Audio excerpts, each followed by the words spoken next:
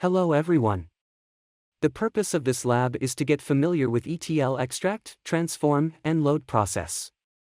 Create a new project on Sql Server Data Tool. Choose the option Integration Services Project, give the name for the new project and click OK.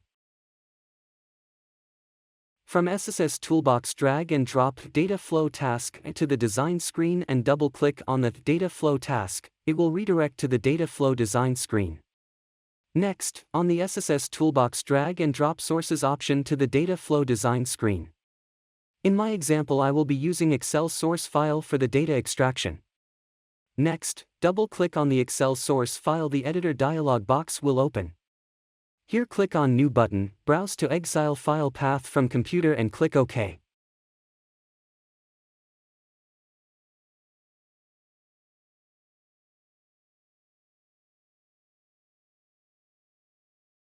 Once the file is loaded successfully, you can click on the button Preview to view extracted data and click OK. Once the Excel source is set and ready for extraction, you can choose the destination type, drag and drop from the SSS toolbox. In my example I used OLEDB destination and double-click on the same. Next, click on New button. You will be prompted to configure OLE Connection Manager box. There click on New button and add your SQL Server name.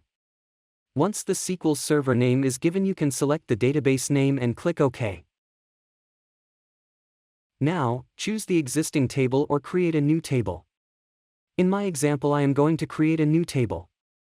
Once the table is created, click on the Mappings option from the left bar and check if the input column and the destination column are matching and click OK. Finally, click on Start Execution or F5. Now you can see the green tick on the source and destination resources file.